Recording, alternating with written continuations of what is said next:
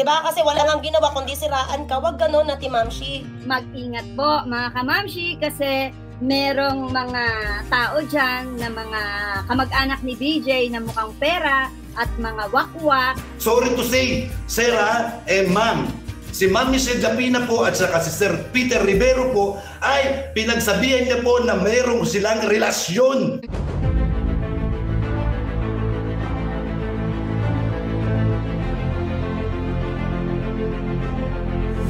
Ayun, shoutout guys, muli po, welcome to my YouTube channel. Ito po si Kuya July, ang inyong katugang, ang inyong kalingap na muling buwabati po sa inyo ng magandang araw, magandang gabi. Saang sulok man po tayo ng mundo naroon. At sa araw na ito, meron po tayong panibagong vlog. Pag-uusapan po natin yung patungkol po sa ilan sa mga reactors ho o defenders ho ng Techram community. Na kung saan po sa ngayon, napapansin ho natin, may konting problema ho. Mukhang may mga konting away-away po yan. So pag-usapan po natin yan dahil tayo po ay isa rin po sa mga gumagawa ng reaksyon dito nga po kay Techram. Ano nga ba ang nangyari? Bakit nagkaganito? Ito ho ba'y bago o normal lang nangyayari po? Kasi alam nyo naman po, si Kuya July ho, nasa kalingap po tayo, yung mga ganyang pangyayari, hindi na ho yan bago. Kaya sa pagkakataon pong ito, i-discuss ho natin dahil sa malamang si Techram ay naninibago ho sa mga ganitong sitwasyon. Maya-maya po yan ng konti. Pero bago po yun, siyempre paalala po muna tayo. Kung sakasakali pong meron pa pong hindi nakasubscribe sa ating YouTube channel, huwag natin kalimutan. July Paunil. Tapos pakipindot lang po yung notification bell button para lagi po tayong updated sa aking mga video upload. Tapos yung ating Facebook page po, July Paunil 2.0. Pwede naman po nating i-follow at saka po pwede pong i-like yung mga upload natin dyan. So maraming salamat po sa inyong lahat. Ngayon tuloy na po tayo. Pag-usapan na po natin itong patungkol ho sa ilan sa mga reactors, defenders ho ng Techram community. Siguro naman may idea na tayo dahil napapanood natin sila. Yung ilan ho may gumawa na rin po ng mga reaction video patungkol po dito. At yung ilan ho ay na-highlight nga po. Parang merong misunderstanding po sila. At saka mukhang hindi ho basta-basta. Medyo mainit. Medyo komplikado po ang sitwasyon mga bayan po natin. At tingnan po natin. Ano nga ba ang marapat gawin ho kapag may mga ganito po mga bayan po natin. At ito ho ba ay nakakapanibago? Huwag kayong mag-alala po. Ipapaliwanag po natin yan. Una, siyempre po, alamin natin ano nga ba ang issue, mga kabayan po natin. Ang sa mga naririnig po kasi natin, yung isa ho ay yung patungkol po sa mga datihan at saka baguhan. Na kung saan po dito ay parang hindi nagkakaunawaan po dyan mga kabayan po natin. Pati po sa part ng mga sponsors, parang nagagalit din po dito sa tinutukoy po nilang reactor na matagal na di umano sa Techram community. At yung ilan po nababasa po natin sa mga post po nila sa kanilang Facebook account, may mga tinutukoy sila mga bayan po natin. Hindi ko na lang po siguro iisa-isahin yon.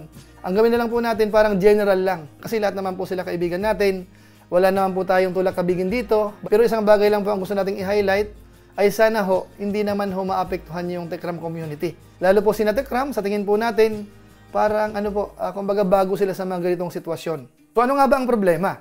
So siguro po, magpaparinig ba ako sa inyo ng konting clips, Siguro po, ang mga involved kasi dito po ay sina Ma'am Shimari. Tapos yung ilan pa po sa mga reactors dyan, kuha tayo ng mga 3 siguro or 4. Pakinggan natin yung isang portion, tapos mamaya ho, gawan ho natin ng reaction. Ano po? Ididiri-diretso ko na lang po para mas mabilis. Ito, panoorin po natin ito. Kumakausap sila ng mga tao, kahit sino. Ha? Pinakausap nila, sinisiraan nila ako. O, di ba? Mga wakwak, gawain ng mga wakwak. Ha? Kaya, mag-ingat-ingat po sa mga ganyang tao, no? Paepal masyado. Gusto niya siya ang bida. Oh, ha? Siya ang bida. Siya ang sikat. Ha? Nagpapasikat. Sabi nila, Ma'am, sabi, Tita Ellen, ito, alam nyo to. Sabi nila, nagpapasikat daw ako. Nagpapasikat daw ako. Hello? Nagpapasikat daw ako. Yun pala, sila ang gustong magpasikat. O, yung suka nila, kinakain nila. Yan lang, ha? Ganun lang. Wala akong Eto, hanggang ganun lang ako. Basta sinasabi ko lang, ha? Mag-ingat po, mga kamamshi, kasi merong mga tao dyan na mga kamag-anak ni BJ na mukhang pera at mga wakwak, no, naninira sa Techram community, mga anay. Kaya huwag tayong papaya. Nako, no? Sirain ang community natin ng mga bagong pasok, ha? Sila ang nagpapasikat. Oh, sabi ni Geraldine Condo, mukhang kilala ni Geraldine Condo to kasi inalis siya sa GC.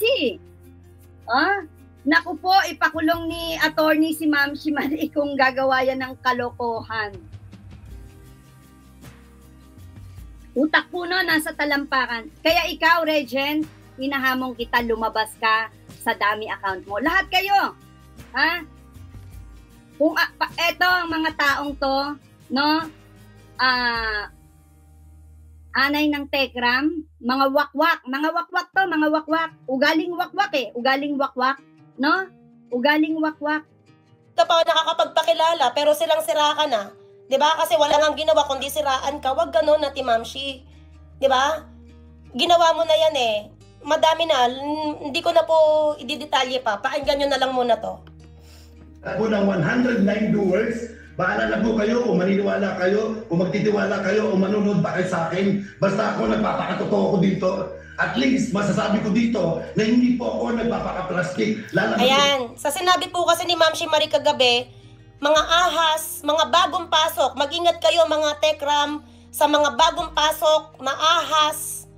Ano ba yon? Paki-comment nga po ulit. Mag-ingat kayo mga katekram sa mga ahas at anay na nakapasok sa Tekram community. Di po ba sino ba yung mga bago po na tinutukoy niya na pumasok sa Tekram community? Hindi po ba't kami lang yon? Nila Kuya JC again, nila Papa Bear, nila Kuya Rolly, nila Kuya Noipi. Di po ba? So, hindi lang po kami nagsasalita kasi nga po, ayaw po namin siyang patulan. Pero, ayan, hanggang sa umabot na po sa ganito na isasabihin ka mag-anak ni BJ, yun nga po, di ba? Lahat po kami, binabakbakan nila BJ, binabakbakan ng mga wakwak. Tinatakot na ididimanda. Ako lamang po, araw-araw ako binababoy ni BJ. Dahil po bakit? Nagkakaroon po tayo ng kaaway dahil pinagtatanggol natin ng Tatay Tekram at ang Tekram community. Tapos sasabihin sa'yo na naanay ka, naahas ka, wag ganon ate. Ilan na ba yung subscriber mo? Dahil ba naiingit ka sa amin? Nasabi mo, huwag niyong paniniwalaan yan, huwag niyong isali yan sa Tech Defender, itong si Rolly TV Vlogs, at saka si Noy PH, at saka si Ballpoint Man. Diba? Yan po ay mga balahura. Bakit paano mo nasabi na nakasama naman na buka?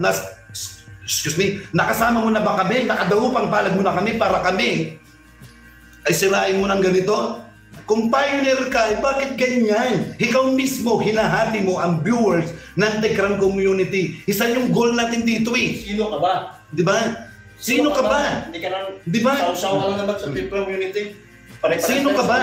Alam nyo guys, meron pang isang malupit na hindi kaaya-aya sa tenga yung sinabi at paninira. Hindi sige, sasabihin ko na, total na, buksan ko naman na ito ha. Sana po, nasa sa inyo po ang pag-uusga kung paniniwalaan at susuporta pa kayo sa akin. Diba? May maka-ebidensya po kami. Yan po ha, kung talagang po siya ay pioneer, dapat siya po ang nakakaintindi sa mga baguhan na sumasanib o sumausaw dito sa Tekram community. Yan po ha, sasabihin ko na po kung sino nyo, i-mention ko na. Sorry to say, Sir Ma'am, si Ma'am Michelle Lapina po at saka si Sir Peter Rivero po ay pinagsabihan niya po na mayroong silang relasyon. Di ba? Tapos nagjijerjeran daw po sila. Yan po ba yung taong tama? Yan po ba yung taong pioneer? Ganyan po mag-isip? Pioneer ka tapos ganyan ka mag-isip? Di ba po? Kayo na po yung makakapag-usga. Balikan nyo yung live ko. Si Regent ang nag-umpisa ng gulo. Si Regent ang nag-drop name ng pangalan ko, kaya si Regent ang pinatatamaan ko kahapon. Hindi ko alam na may Regent. Sila pala yung Regent. Sila ba yun? Ewan ko, hindi ko alam. Just love lang po tayong lahat. Yes po, para sa ating Tatay Tekram, love lang po tayo, no?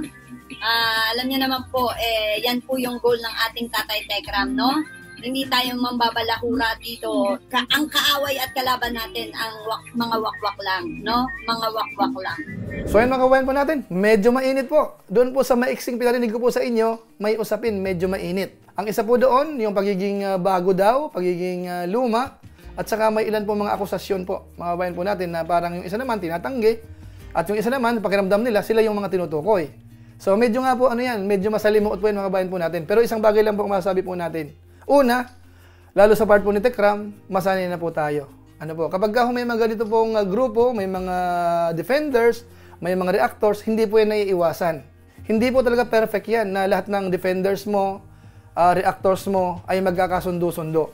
Darating po yan sa point na mag-aaway-away po talaga yan. At hindi lang po siguro sa Tekram community, pati po siguro yung ilan sa mga reactors na kumakalaban sa Tekram community, sa malamang po, ganun din ang mangyayari sa ibang pagkakataon, mga kabayan po natin. Bakit ko po yung nasabi? Kasi tayo po ay matagal na po sa Kalingap, nangyayari po yan. Kahit po hanggang ngayon, may mga hidwaan po yan. Hindi lang basta parinigan, sagutan po yan. Hanggang ngayon, pareho Kalingap po yan. Talagang may mga argumento po yan, mga kabayan po natin. Kaya normal na sa amin yan. Minsan naman, ang iba ho, wala na sa Kalingap o kaya dating kasamahan, umalis. Ang tawag namin doon, mga anti-Kalingap, tuloy-tuloy pa po yan. Kahit pagbawalan mo mag-topic yan, hindi ho. Kasi kumbaga ho, may motibo na yan eh. Kailangan ng content, itatapik ka po talaga niyan, mga bayan po natin. Kaya mga ganyang sitwasyon ho, normal yan. Actually po, sa nangyayari po kay Tekram, medyo mild pa yan. Inobserbahan ko po yung ilan sa mga reactors, parang tahimik yung iba eh. Yung iba naman, nagbigay ng opinion, pero nakita natin, medyo binabalance naman eh. Ibig sabihin, ayaw din po nila na magkagulo ng tuluyan. So wala rin po silang tulak kabigin. Parang katayo rin po, itong ginagawa nating reaction po, wala ho tayong tulak kabigin dito. Kumbaga ho tayo ay nagre-remind lang, o kaya sinasabi lang natin na yung mga ganyan nangyayari, normal na po yan. Huwag tayong manibago. At huwag po kayong mag-alala. Kasi minsan ho, yung mga ganyang bagay, naayos po yan. Kaya yun po ang panawagan sana natin sa may mga concern, doon po sa mga narinig natin kanina, pinaka-the best po niyan. Kung pwede magkasundo-sundo, off-cam, mas maganda. Kung hindi naman, ay mag-adjust po. Kumbaga, isipin natin, magkakasama, konting konsiderasyon po ang ibigay po natin hanggat sa magkasundo po ng tuluyan. Ngayon, kung sakasakali namang mabigat ang kalooban po, ang isa po sa sikreto po niyan, tumahimik na lang. At unti-unti po yan po ay mawawala. At malay nyo po, pagdating ng panahon, magiging okay pa rin po ang lahat. Yan po ay sa part po ng mga reactors na merong misunderstanding. Ngayon punta naman po natin sa part po ni Tekram. Siguro ang masabi po natin, wag po kayong manibago. Yan po ay normal na yan.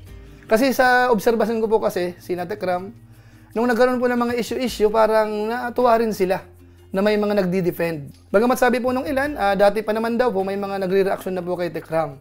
Pero iba po kasi yung nangyayari sa ngayon kasi talagang pagdidepensa talaga dahil nga po may mga naninira, may mga kaaway, may mga kalaban. So iba po yung datingan. So sa naobserbahan ho natin, para bang natutuwa naman po yung kampo po ni Tekram nung merong mga nagdidepensa. Kaso nga lang po, ito po ang medyo parang implications niyan. Kapag may mga konting misunderstanding, siyempre ho, parang apektado rin po sila. Pero ako naniniwala po ako na wala rin po silang tulak kabigin dyan.